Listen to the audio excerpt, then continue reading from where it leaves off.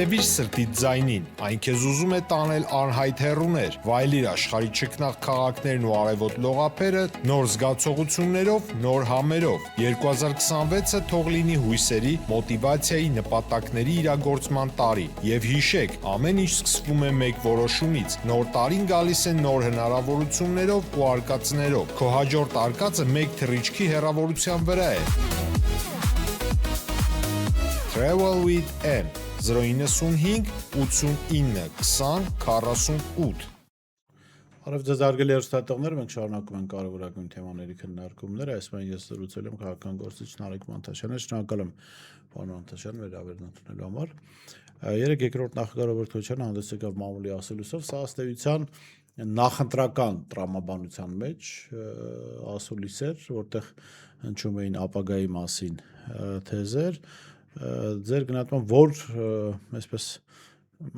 առաջարկները կարելի է առանձնացնել կամ դրվագները կարելի է առանձնացնել այդ քննարկումից։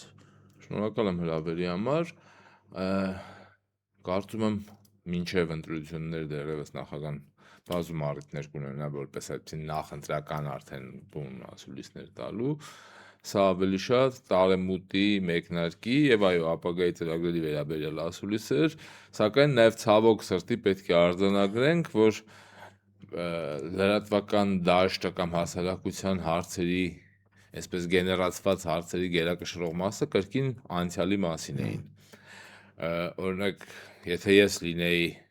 որևէ լրատվամիջոցի ներկայացուցիչ, վստահաբար իմ հարցերը կլինեին ավելի միտված ապագային, որովհետև ինչպես տեսանք նախագահան, այսպես կոչված ֆորմայի մեջ էր ամբողջությամբ ու առանձնացնել թերևս մի քանի ուղենիշային, այսպես կոնկրետ առաջարկներ կատարվեցին նախագահի կողմից, որոնցից հատկանշական է առանձնացնել օրինակ վարչապետի լիազորությունների, այդ անսպառ լիազորությունների կրճատումը նույնիսկ այն դեպքում, երբ ինքը այդ կոստյումի կոպիտ ասած կարող լինի նախագահի բառերն եմ ցիտում, հա։ Երկրորդը դատական իշխանության անկախությանը միտված դատավորների ընտրության կարգի փոփոխություններ։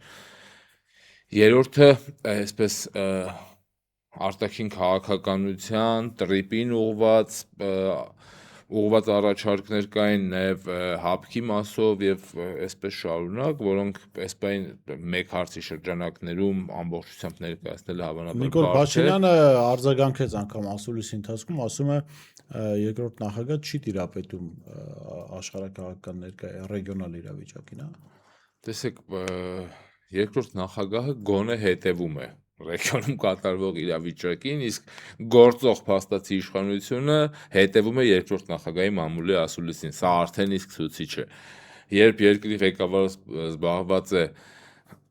ցանկացած ընտրությունից հետո 5 տարիների ընթացքում հաջորդ անգամ եւս ընտրվելու գործընթացով եւ այդ շրջանակներում պատրաստ է մատաղանել ամեն ինչ սեփական աթոռը պահելու մոլուցքը բավարարելու համար, սա արդեն իսկ խոսում է նրա ոչ կոմպետենտ ղեկավար լինելու մասին։ Իսկ նախագահի կողմից հնչեցրած թեզերը կոնկրետ նրա մասին էին, որ ոչ միայն տիրապետում է, այլ նաև պատրաստ է ստանձնել դրանց լուծման ուղղված պատասխանատվությունը, որովհետև երբ երկրի ղեկավարը այսպիսի խառը աշխարհակարգի պայմաններում, երբ կրկին վերագծվում է աշխարհի նոր քարտեզ, զբաղված է բենդեր ձևավորելով եւ երաժշտական բաց թողած տաղանդը ճակերտներում իհարկե վերականգնելու գործընթացով մենք այսպես շատ վտանգավոր ուղով ենք գնում, մենք տեսնում ենք հենց այսօր ադրբեջանական կողմից հայտարարություններ Իրանի հետ կապված, Ամերիկայի հավանաբար հարձակումների հետ կապված եւ այլն, եւ մենք փաստացի գտնվելով պատմությունից հավանաբար կհիշեք պատմության դասագրքերում բազում տարբեր երկու խոշոր գերտերությունների վեճերի առանցքում հայտնվելով այսպիսի մի նախադասություն կա, Հայաստանը կրկին հայտնվեց այդ պատերազմի թատերաբեմում։ Հիմա մենք այդպիսի ռիսկի առաջ Հիմա մենք այդպիսի ռիսկ ունենալով կախված մեր գլխավերևում, մենք բենդեր ենք ձևավորում, մեր երկիրը զբաղված է միայն իշխանության վարկանիշի, այսպես լողացող վարկանիշի պահպանությամբ եւ մի բան էլ բարոյական իրավունք են իրանց վերապահում, գիտակ, բանիմաց, վերլուծող մարդկանց խոսքին գնահատական տալ, թույլ տվեք ես այդ անշնորհակալ գործով չզբաղվեմ եւ ես չվերլուծեմ փաստացի իշխանությունը զավթած եւ պահող մարդու խոսքերը։ Տեսեք, մենք լսում ենք իշխանությունների կողմից այսպես քարոզչական թեզեր, որ այ միջև իրենց բանակը լավ չի եղել, իրենք եկան, բանակը շատ վատ վիճակում էր։ Չնայած այս թեզին իրենք անգամ հակադրվում են, ասենք Նիկոլ Փաշինյան 2026, 25, 24, 23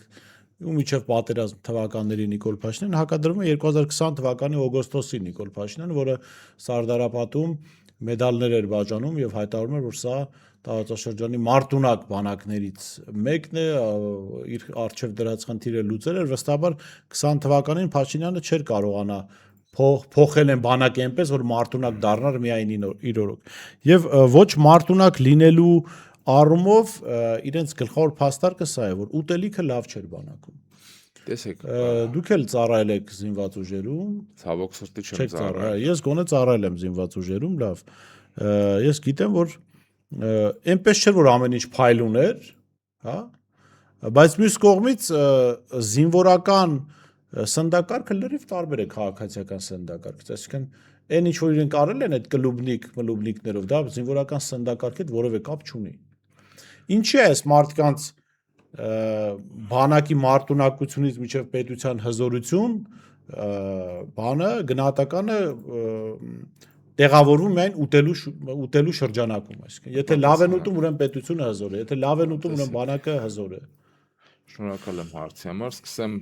քանի որ հաղորդումից հետո վստահաբար հարցակումներ են լինելու իմ այն հայտարարությանը, որ ես չեմ ծառայել զինված ուժերում, ես բուհը ավարտելուց հետո, որը բարեհաջող տարեկետման իրավունքով ավարտել եմ, սովորել եմ ասպիրանտուրայում, ստացել գիտական կոչում եւ օրենքի ուժով ազատվել բանակից, այնուհետև բոլոր հնարավոր մեթոդներով փորձել եմ ծառայել պետությանս, անցել եմ մինչև պատերազմը զինվորական կոչումով աշխատանքի եմ անցել բոլոր հերթական փուլերը, ունեմ մայորի զինվորական կոչում, իսկ 44-օրյա պատերազմի սկսման օրվանից հայրենիքին ծառայություններս մատուցել եմ առաջնագծում։ Սա որպես նախաբան բոլոր այդ քարոզչական քննարկումներին։ Հիմա տեսեք, երբ որ դու բոլոր հնարավոր բաները կապում ես ստամոքսի հետ, քեզ համար ցուցիչը դառնում է ուտելիքը, բայց ես ուզում եմ մի այսպիսի վարժություն առաջարկեմ մեր հեռուստադիտողներին, հայրենակիցներին։ Բանակի հետ կապված մարտունակությունը կամ բանակի որակը չափելի է մի ցուցիչով, հնարավոր ռազմական գործողությունների արդյունքներով կամ դրանց բացակայությամբ, որովհետև երբ որ դու ունես հզոր բանակ, վստահաբար քո վրա հարձակումները կամ ոտնձգությունները քո ինքնիշխանության, տարածքային ամբողջականության վրա պետք է բացակայեն։ Հիմա եկեք վերցնենք անկախության տարիներից մինչև մեր օրեր ու չափենք, որ ղեկավարի օրոք ինչպիսի բանակ ենք ունեցել այս տրամաբանությամբ, ոչ թե ուտելիքի։ Հիմա այս տրամաբանությամբ նախագահ Քոչարյանի օրոք սահմանային միջադեպերի արդյունքում տարեկան միջին ցուցանիշով 10 տարիների նախագահության ընթացքում եմ ասում, սահմաններին ունեցել ենք տարեկան միջինում 7 զոհ։ Ամբողջ 10 տարիների ընթացքում, եթե թիվը խառնեմ, 1-2 անձի հազար ներողություն, չնայած ամեն անձը զոհված սահմանի համար մեր համար անչափելի կորուստ է, ի տարբերություն գործող իշխանության համար պլյուս մինուս 50-ով են մեր զոհերին չափում, բայց 94 է եղել 10 տարիների զոհերի թիվը։ Հիմա այս իշխանության օրոք միայն 5000 եւ 12000 հաշմված կորուստ ունի բանակը։ Հիմա ում օրոք է բանակը ավելի մարտունակ եղել։ Այս մարդիկ չափում են սնունդի որակով, հա, բայց եկեք նաև սկսած խորհրդային միությունից ես վստահ եմ, այս մարդկանց համար կարող է խորհրդային միության բանակն էլ մարտունակ չէր, որ երկրորդ համաշխարհային հաղթել, բայց զինվորի համար կա չափելի օրական կալորիականության միջին թվանիշ, որը ապահովում է նախ եւ առաջ անվտանգ սնունդով, որը չպետք է բերի համաճարակների, չպետք է բերի տարատեսակ բաների, որովհետեւ բոլորս հասկանում ենք, կա նաև անվտանգության խնդիր, սննդային անվտանգություն, հա։ Այս մարդիկ իրանց կնոջ ընկերուհու վրա մնացած ելակը բանակի վրա նաղդելով փորձում էին այնպիսի քարոզչական նյութեր ստանալ, որ ու մենք ունեցանք իրավիճակ, երբ ելակ տվեցին այն մարդկանց, ում պետք է տանեին սպանելու։ Հիմա եկեք սիրելի ժողովուրդ, կուշտ փորով եկեք հասկանանք հազար ներողություն, ես հակված եմ կիսասոված, բայց ապրելուն, քան կուշտ մեռնելուն։ որովհետև այս մարդկանց բերած տրամաբանությունը կուշտ մեռնելու մասին էր։ Հիմա երկրորդը, սրանց քարոզչական թեզերից շատ այսպես ամպագորգոր գոռացող անտրուսիկ են եղել, ներողություն բառը իրենցն է, հա։ Այդ որ բանակից են խոսում։ Լավ, ես չեմ ծառայել, դուք ծառայել եք, ես բազում ընկերներ, ախպերներ ունեմ, որոնք հայկական բանակում ծառայել են։ Այդ նաև տղամարդկային այդ բան ստորացուցիչ ինքնաստորացման ճանապարհ պետք է ունենաս, էլի քո մեջ հաղթահարած, որ կարող ես հայտարարել, որ դու անտրուսիկ ես եղել։ Եվ հետո երբ որ դու հիշում ես քո անտրուսիկ տարիները, ու այդ կարմիր բասկաթոռին բազմած գլուխդ որ թեքես քո ֆրակցիայում նստած է մարդ, ով պետքա քեզ տրուսիկով ապահովել այդ բանակում։ Հիմա այդ մարդը այդ տրուսիկները ուտելով եկի հայտնվել է քո կողքը, ու դու այդ տրուսիկ ուտողի հետ միասին մեղադրում ես մարդու, ով այդ տրուսիկի փողը տվել է, այդ ընկերդ կերել է այդ տրուսիկները։ Հիմա սրա համար հատուկ բարոյական այսպես ցածր նշաձողա պետք ունենալ։ Իսկ այս մարդիկ անընդհատ ցույց են տալիս, որ այն ինչը ամոթ է, իրանց համար նորմալ է, այն ինչը մեր համար նորմալ է, իրանց համար շատ լավ է։ Հիմա մենք պետքա, գիտեք, ինչքան իջնենք, որպեսզի կարողանանք նախ հասկանալ այն տրամաբանությունը, ինչի մասին այս մարդիկ խոսում են։ Այդ տրամաբանությունը հասկանալու համար շատ բան պետք չի, պետք է ընդամենը 4-5 տարեկանից սկսած անինքնասերի կենսակերպով ապրած լինեինք։ Մենք ուշացել ենք իրանց հասկանալու համար, իրանք էլ վստահաբար ուշացել են մեզ հասկանալու համար։ Դրա համար, ինչպես Նարդոսը կասեր, հա, մեր մեջ անանցանելի անդունդներ կան արդեն։ Մենք գիտակցական դաշտում հնարավորություն չունենք այդ մարդկանց հետ որևէ կոնստրուկտիվ բանավեճ ունենալ, որտեղ իրանք խոսում են բաների մասին, որոնք նորմալ մարդու համար ամոթ են, անպատվաբեր են։ Երեք երկրորդ նախագահը շատ հետաքրքիր դիտարկում արեց ու ես հիշեցի Նիկոլ Փաշինյանի օրերս արված մի հայտարարություն, երբ ասեց մարդը ավտոմատ լիցքավորել չգիտեմ, մագազինը վրան դնել չգիտի, բայց բանակի մարտունակությունից է խոսում։ Եվ ես հիշեցի ուրեմն Պաշտպանության նախարարություն կոչվածում Փաշինյանի ելույթը հունվարի 28-ի առիթով, ինչ է ասում, եթե հիշում ես մի քանի շաբաթ առաջ դաշտային հագուստի նոր տարբերակ ներկայացրեցին։ Գիտես հիմնավորումը որն էր այս մարդու, ասում եմ, զինվորական հագուստը պետք է գեղագիտական հաճույք պատճառի։ Այսինքն դաշտային զինվորական հագուստը, որը նախատեսված է մարդ վարելու համար, ինքը բացի հարմարությունից եւ դիմացկունությունից ուրիշ բան չգտնի։ Եվ ես հիշեցի, որ ժամանակին ֆրանսիական բանակը մեծ պարտություն կրեց, երբ իրանք համարեցին, որ կարմիր շալվարները, տաբատները ավելի գեղեցիկ են զինվորականների հագին, հետո այդ կարմիր տաբատ կրող բոլոր զինվորականները դարձան թիրախ, որովհետև շատ հրաշալի գեղագիտության հետևանքով անեկդոտ հիշեցի, շալվարի տեսանկյունից հավանաբար շագանակագույններ։ Այո, նու Նիկոլ Փաշինյանը ղեկավարած բանակը հաստատ դրա մասին։ Նիկոլ Փաշինյանը ղեկավարած թիմը, եկեք բանակին ամեն դեպքում Չէ, ես բանակի հետ կապված իմ գնահատականներում հենվում եմ Միքայել Սրբազանի խոսքին, որ այո, խոնարհում բոլոր են տղաներին, ովքեր իրենց կյանքը տվել են, բայց բանակը վերնախավի գոնե իմաստով, որովհետև շարքային մասը եւ միջին հրամանատարական կազմը չի որոշում ներկայացնողները, բայց բանակ, որը բինոկլով, ինչպես Սրբազանն ասում, հետևել է Արցախի ցեղասպանությանը, կներեք էլի այդ շագանակագույն շալվարը հենց իրենց համար 2018 թվականից սկսած մենք ներքին անհանդուրժողականություն ունենք այդ բանակի հրամանատարության հետ տարբեր հիմա դուք մի օրինակ դուք բերեցիք բազում օրինակներ ես կարող եմ բերել սկսած երբ որ մարդիկ այդ մագազինը, հա, տեղը չկարողացել դնողի հետ գնում էին սուերի վրա նկարում էին, ասում էին օդը փակա։ Լավ, սա քարոզչություն էր անում։ Բայց մեկ է այդ բանակում չկար, որ ասեր, ընկեր, սրա վրայի այդ օդ փակող բաները չկան, չենք բերել։ Սրա չենք բերել նաև լյոթչիկներին ինստրուկտաժ անող ծրագիրը։ Այդ որ գնում էին Հորդանանից ստեղի 80-ական զենքերին անուն դնողները գնում Հորդանանից 60-ականների ասաականներ էին բերում, ասում էին օդը փակա։ Բայց այդ ժամանակ նկատի ունեմ մենք ցավոք սրտի այս մեր անկախության 30 տարիների ընթացքում չենք կարողացել այնպիսի զինվորական էլիտա ձևավորել, որը ոչ միայն ունենք հաշված դեպքեր, ովքեր թողեցին հեռացան, դրանցից ոմանք էլ հեռանալուց հետո դարձան ընդդիմություն, կոպիտ ասած, որովհետև երբ կորցնում ես, ամենահեշտ տեղը տեղավորվելն է այն ճամբարում, որտեղ որ թիրախ կա։ Հիմա ես սա մեծ ցավով եմ ասում, խոնարհումս բոլոր ազնիվ ու պրոֆեսիոնալ գեներալներին, սպաներին, բայց ունենք էլ ինչ ունենք։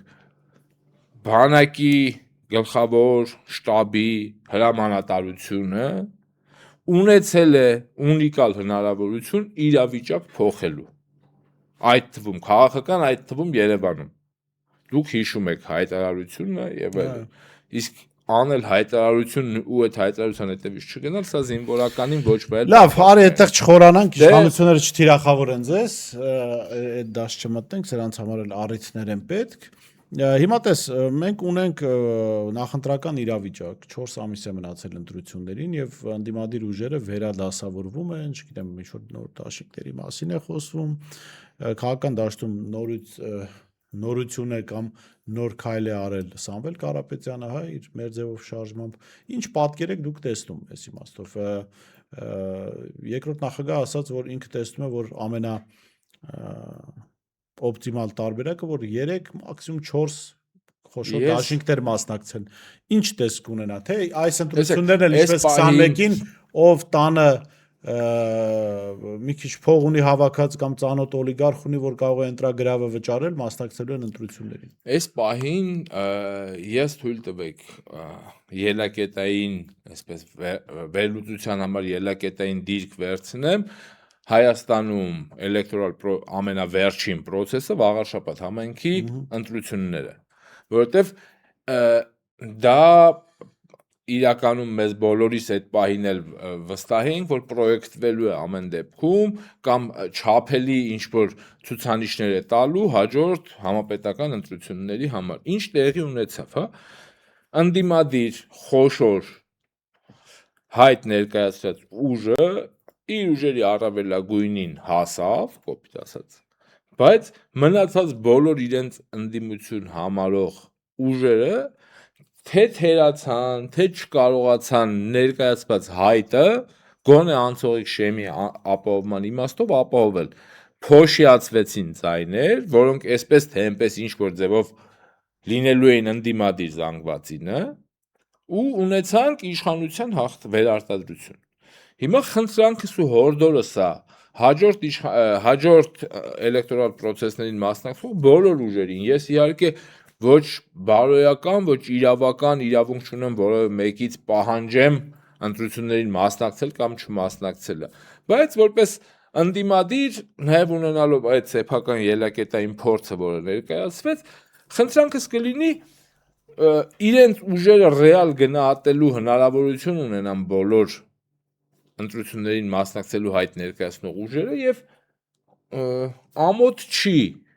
ընտրություններում անցողիկ շեմ չհաղթահարելը, բայց ամոթա դրանով սեփական ուժերը այնքան գերագնահատել, որ դրանով օգնել իշխանությունների վերարտադրությանը։ Հիմա դրա համար կա պարզ ճանապարհ։ Բոլոր այն ուժերը կարող են միավորվել ու այդ միավորվելը ինքնանպատակ չպետք է լինի, դա պետք է լինի ընդդիմության ջրաղացին ջուր լցնելու տրամաբանության մեջ ու նաև պետք է բոլոր ամբիցիաները մի կողմ դրվեն, այսինքն ես իմ կուսակցությունով եմ գալի, դու էլ քո կուսակցությունը դիր դառնան 4 կուսակցություն, էլի չկարողանան անցողիկ շեմ, որովհետև դաշինքների պարագայում անցողիկ շեմը ավելի մեծ է, այստեղ կա շատ բարձ տրամաբանություն, որևէ մեկի բոլոր ամբիցիաները դրվում են մի կողմ, այդ ուժերի մասին է, ովքեր որ շեմը հաղթահարելու խնդիր ունեն, հա? 4-5 կուսակցությունով իրենց լիդերների, իրենց այսպես հանրային դեմքերի կողմից կազմվում է ցուցակ, մեկ կուսակցությունով հայտ են ներկայացնում, հաղթահարում են անցելի շեմը, հետո նոր հասկանում են այն չեղա, իշխանությունը չտարած բոլորը ինչ-որ բան կիսելուց են խոսում ի սկզբանե, հենց դրա համար չի ստացվում։ Իսկ երբ որ կկարողանան անցողիկ շեմը ռեալ հաղթահարեն, այդ ժամանակ նոր պետք է նստեն սեղանի շուրջ, հասկանան իշխանությունը արդեն վերցրած, ինչպես կարելի է ձևավորել։ Ես վստահ եմ, որ անցողիկ 2-3 խոշոր բլոկերը այս հարցում գոնե հետագայում կունենան որոշակի համագործակցություն կամ ընդհանուր խոսույթ։ Հիմա մնացած բոլորին էլ այս խնդրանքից խնդրում եմ թող լինի ուղեցույց։ Հիմա Նիկոլ Փաշինյանի համար գերխնդիրը ապա մոտիվացնել հասարակության, որ մարդիկ չգնան ընտրությունների, իրեն դեմ եղող մարդիկ, որտեղ իշխանությունը ունի լծակներ, ազդեցություն իրեն քվեարկողներին տանել ընտրատեղամասեր։ Այդ քվեարկողներին պիտի ամեն բան անեն, որ չգնան ընտրատեղամասեր։ Այո։ Հիմա ինչը անելու, ինչ պիտի անի ինդիմություն եւ արդյոք անում է հիմա, որ մարդիկ հասկանան, որ իրենց ընտրատեղամաս գնալը շատ կարևոր է, անկախ նրանից իրենք որ անցողիկ ուժին կտան իրենց ձայնը։ Տեսեք, որպես կանոն, այո, դուք ճիշտ նշեցիք, իշխանության ձայները հաստատուն թիվ են։ Ու կապված մասնակցության թվի տոկոսը աճից կամ փոխվելու է։ նվազումից այդ հաստատուն թիվը որոշակի համամասնություն է ունենում այդ ընդհանուր կշռի մեջ։ Հիմա եթե քիչ մարդ մասնակցի, օրինակ իշխանության հաստատուն X-ը կլինի օրինակ 60%, շատ մարդ կմասնակցի, իշխանության X-ը կլինի 30%։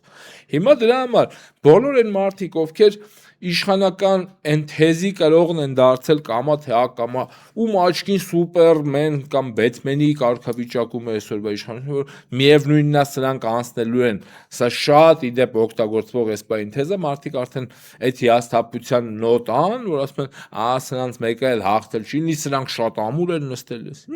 Ես խնդրում եմ ուղղակի նույնիսկ չկարդալ, թերթել համաշխարհային պատմության գրքեր, Թե քանի այսպիսի հա, թե իշխանություն քանի այսպիսի, ախր սրանք այդ գրքերի մարդկանց հետ նույնիսկ նույն հարթության մեջ չափելի չեն, հասկանում ես, ու որևէ իշխանության վերարտադրության միակ գրավականը ժողովրդի անտարբերությունն է։ Հիմա եթե մենք բոլորս պետք է համակերպենք, որ միևնույնն է ոչինչ անել չի լինի, ես ուզում եմ բերել սեփական օրինակը, իմ անձի օրինակը։ Սիրելի քաղաքացի, քեզանից միայն հասանելի է հունիսի 7-ին որևէ ժամի մինչև երեկոյան 20:00 գնալ ընտրատեղամաս, ընտրել որևէ քո հավանած ուժի օգտին։